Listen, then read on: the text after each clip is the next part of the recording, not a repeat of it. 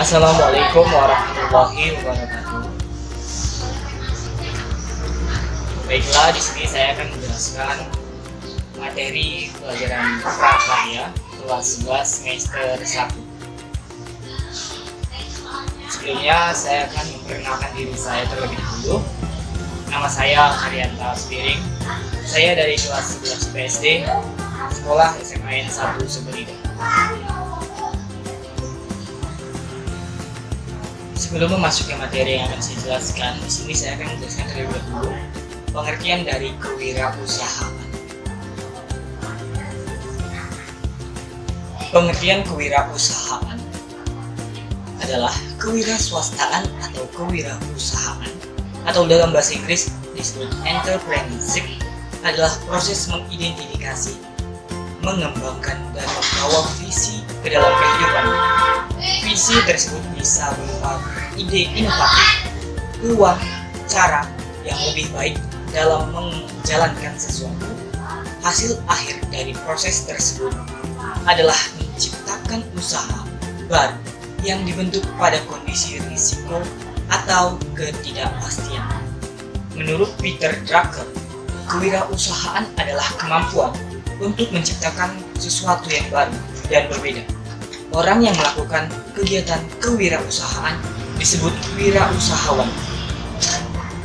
Muncul pertanyaan, mengapa seorang wirausahawan atau entrepreneurship mempunyai cara berpikir yang berbeda dari manusia pada umumnya? Mereka mempunyai motivasi, panggilan jiwa, persepsi, dan emosi yang sangat terkait dengan nilai-nilai sikap dan perilaku sebagai manusia umum. Oke, ke materi selanjutnya. Materi yang akan saya jelaskan pada video ini adalah perencanaan usaha kerajinan dari bahan limbah berbentuk bangun datar. Sebelumnya saya akan menjelaskan terlebih dahulu pengertian dari kerajinan limbah bangun datar. Kerajinan adalah hal yang berkaitan dengan buatan tangan atau kegiatan yang berkaitan dengan barang yang dihasilkan melalui keterampilan tangan, atau yang kita sebut juga dengan kerajinan tangan.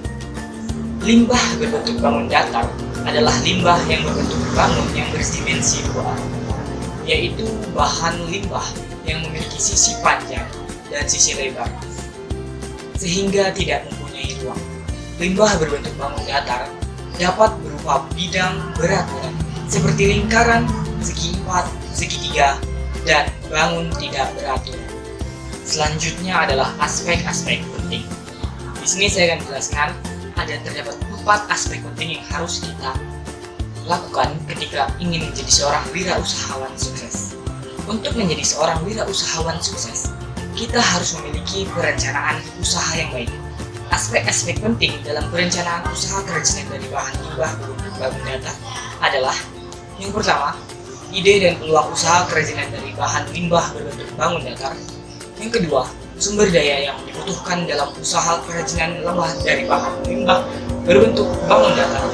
Yang ketiga, perencanaan administrasi usaha kerajinan dari bahan limbah berbentuk bangun datar. Yang keempat dan terakhir, perencanaan pemasaran usaha kerajinan dari bahan limbah berbentuk bangun datar. Berikutnya kita akan membahas aspek-aspek perencanaan usaha kerajinan dari bahan limbah berbentuk bangun datar. Pembahasan aspek yang pertama yaitu ide dan peluang usaha kerajinan dari bahan limbah berbentuk bangun datar. Seorang wirausahawan harus dapat memanfaatkan peluang usaha secara sistematis, dimulai dari analisis sumber-sumber peluang usaha secara luas. Persiapan yang dapat kalian lakukan dalam menganalisis peluang-peluang usaha sebagai berikut. Yang pertama, meneliti berapa luas usaha yang akan dipilih. Yang kedua, bentuk usaha apa yang akan dipilih. Yang ketiga, jenis usaha apa yang akan ditekuni. Yang keempat, informasi usaha yang akan diterima. 5. Ada atau tidaknya peta usaha yang menguntungkan. Menganalisis peluang usaha bertujuan untuk mencari dan melaksanakan kegiatan usaha yang menguntungkan. Rencana dalam berwirausaha perlu dianalisis untuk mengenali kelemahan-kelemahan yang dapat mengakibatkan kesulitan-kesulitan keberlangsungan usaha. Analisis usaha ini juga dapat digunakan untuk mencari strategi alternatif dalam bidang penjualan, bantuan produk, investasi, pengembangan staf, pengendalian usaha, pengendalian biaya, dan lain-lain. Secara rinci, ada beberapa langkah yang perlu diperhatikan dalam menganalisis peluang usaha produk kerajinan dari bahan limbah berbentuk bangun datar sebagai berikut. A. Penetapan kelayakan usaha. Terdapat 6 poin penting sebagai berikut. Yang pertama, analisis kelayakan teknis. Kedua, analisis peluang pasar. 3. Menentukan segmen pasar. Keempat, sumber informasi pasar. Kelima, uji coba menjual. Keenam, studi kelayakan pasar. Selanjutnya, B. Analisis kelayakan finansial. Analisis kelayakan finansial merupakan landasan untuk menentukan sumber daya finansial yang diperlukan untuk tingkat kegiatan tertentu dan laba yang bisa diharapkan. Kebutuhan finansial dan pengembangan atau return bisa sangat berbeda tergantung pada pemilihan alternatif yang ada bagi usaha baru. Ada 2 langkah dasar sebagai alternatif dalam analisis kelayakan finansial, yaitu yang pertama, penentuan kebutuhan finansial total dengan dana yang diperlukan untuk operasional. Kedua, penentuan sumber daya finansial yang tersedia. Berikutnya, C. Membedakan persaingan. Semua usaha produk kerajinan akan menghadapi persaingan, baik persaingan terlangsung, yaitu dari produk kerajinan yang sejenis, maupun dengan produk perusahaan kerajinan yang tidak sejenis tetapi pada pasar yang sama. Analisis persaingan sangat penting dalam rangka pengembangan dan keberlanjutan usaha produk kerajinan yang dikembangkan. Adapun tujuan dalam mengembangkan ide dan peluang usaha pada produk kerajinan sebagai berikut. Yang pertama, ide dalam pembuatan produk agar diminati konsumen. Yang kedua, ide dalam pembuatan produk agar dapat memenangkan persaingan. Yang ketiga, ide dalam pembuatan dan pendayagunaan sumber-sumber produksi. Yang keempat, ide yang dapat mencegah kebosanan konsumen di dalam pembelian dan penggunaan produk.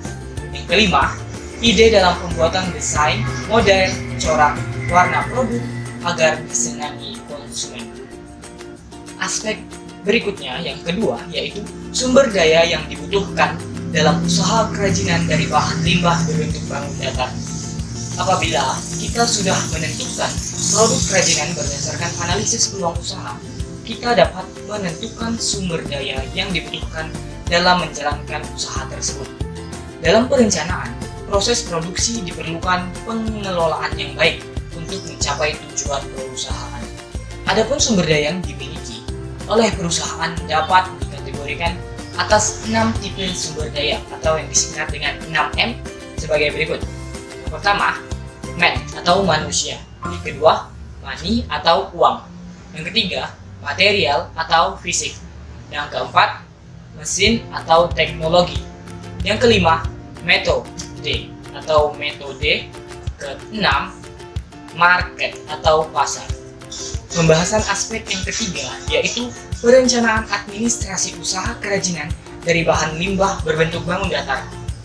Menurut pendapat Profesor Dr. S. Prajudi Atmosudirjo, SH, administrasi adalah proses dan tata cara kerja yang terdapat pada setiap usaha, baik usaha kenegaraan maupun swasta, usaha sipil maupun militer, atau usaha besar maupun kecil. Pencatatan semua kegiatan usaha yang diperlukan bagi kelancaran dan pengelolaan perusahaan merupakan tugas administrasi. Tugas tersebut meliputi pencatatan data-data transaksi bisnis, keuangan produksi, persediaan produksi, dan lain-lain. Adapun maksud dan tujuan dari adanya administrasi adalah agar wirausahawan dapat yang pertama, memonitor kegiatan administrasi perusahaannya. Yang kedua, mengevaluasi kegiatan-kegiatan perorganisasian perusahaannya. Yang ketiga, menyusun program pengembangan usaha dan kegiatan perorganisasian perusahaannya. Dan yang keempat, mengamankan kegiatan-kegiatan usaha dan organisasi perusahaannya. Perencanaan administrasi usaha kerajinan pada dasarnya terdiri dari perizinan usaha, surat menyurat, pencatatan transaksi barang dan jasa, serta pencatatan transaksi keuangan dan pajak pribadi serta pajak usaha. Pembahasan pertama yaitu A. Perizinan usaha. Surat-surat yang harus disiapkan ketika akan membuka usaha sebagai berikut. Yang pertama, surat izin gangguan atau HO dan surat izin tempat usaha atau SITU. Kedua surat izin ini dikeluarkan oleh pemerintah daerah. Beberapa manfaat yang dapat diperoleh dari SITU dan HO diantaranya: yang pertama, mempermudah permohonan surat izin usaha perdagangan. Yang kedua, dapat menjadi sarana untuk minta ganti rugi apabila tempat usaha mengalami penggusuran atau pindahan lokasi. Yang ketiga, memperoleh jaminan perlindungan keamanan. Dan yang terakhir, dapat digunakan sebagai jaminan pinjaman modal di bank. Surat kedua yaitu surat izin usaha perdagangan atau SIUP. SIUP adalah surat izin untuk melaksanakan kegiatan usaha perdagangan. Untuk memperoleh SIUP, perusahaan harus mengisi surat permohonan SIUP yang berupa formulir permohonan izin yang diisi oleh perusahaan yang membuat data-data perusahaan untuk memperoleh surat izin usaha perdagangan kecil atau menengah atau besar. Pembahasan berikutnya adalah B. Surat menyurat. Kegiatan surat menyurat adalah salah satu kegiatan dalam bentuk hubungan dengan pihak lain, seperti pemasok dan pelanggan. Jenis surat yang digunakan dalam kegiatan usaha disebut juga dengan surat niaga.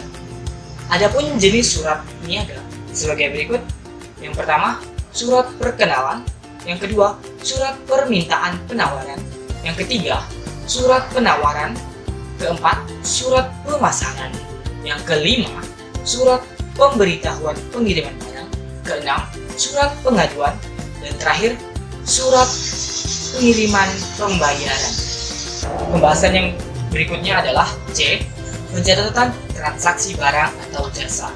Secara umum, bukti transaksi perusahaan terbagi menjadi dua, yaitu bukti transaksi intern dan bukti transaksi ekstern. Yang pertama, bukti transaksi intern adalah sebagai berikut. Pertama, bukti kas masuk, yaitu tanda bukti bahwa perusahaan telah menerima uang secara tunai, misalnya pembayaran tagihan dari perusahaan lain. Yang kedua, bukti kas keluar, yaitu tanda bukti bahwa perusahaan telah mengeluarkan uang tunai, misalnya pembayaran gaji, pembayaran utang, atau pengeluaran lainnya. Kedua, bukti transaksi ekstern. Bukti transaksi ekstern sebagai berikut. Yang pertama, faktur. Kedua, kwitansi. Ketiga, nota. Keempat, nota debit. Kelima, nota kredit. Keenam, cek. Pembahasan berikutnya. D. Pencatatan transaksi keuangan. Transaksi keuangan dicatat dalam laporan keuangan yang disusun secara berkala berdasarkan standar akuntansi keuangan tahun 2007. Laporan keuangan terdiri dari 4 item sebagai berikut. Yang pertama, laporan laba rugi. Yang kedua, laporan perubahan modal. Yang ketiga, neraca. Yang keempat, laporan arus kas.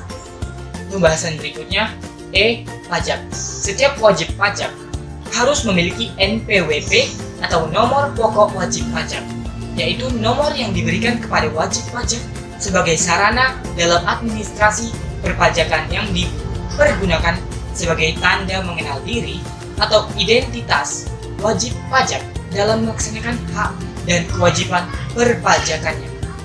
Pembahasan aspek yang keempat atau yang terakhir, perencanaan pemasaran usaha kerajinan dari bahan limbah berbentuk bangun datar. Beberapa hal penting yang berkaitan dengan aspek pemasaran sebagai berikut. Yang pertama, memahami seni menjual. Yang kedua, menetapkan harga jual. Hal-hal yang harus dipertimbangkan dalam menentukan harga sebagai berikut. Yang pertama, biaya bahan baku dan suplainya. Yang kedua, biaya overhead. Yang ketiga, biaya tenaga kerja. Untuk menentukan harga jual sebuah produk, maka perlu mengetahui total biaya atau total cost yang dibutuhkan dalam membuat produk tersebut. Adapun rumus biaya total sebagai berikut.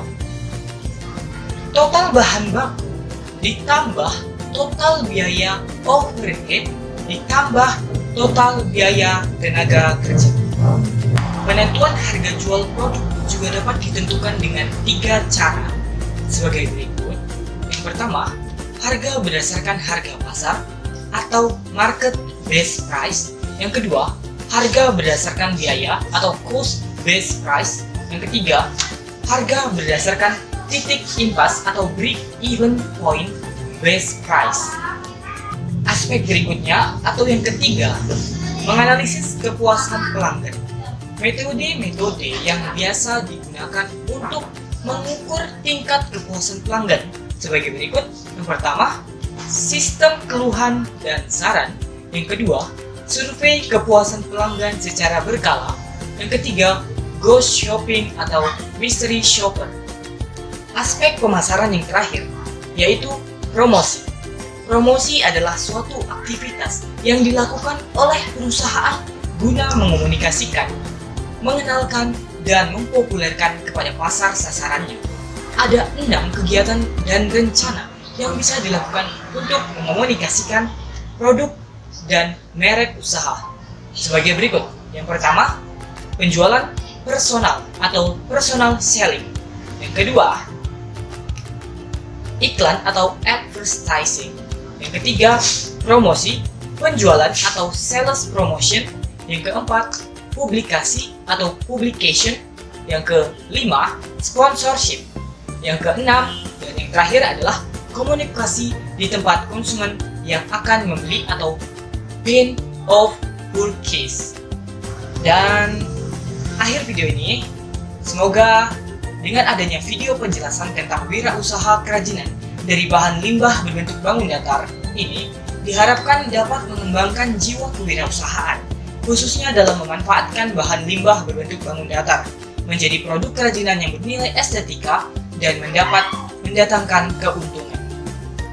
Saya ucapkan terima kasih atas segala perhatian dan saya mohon maaf apabila ada kata-kata yang salah. Semoga hal tersebut menjadi pembelajaran untuk saya ke depannya. Saya akhiri, wabillahi taufiq wal hidayah. Wassalamualaikum warahmatullahi wabarakatuh.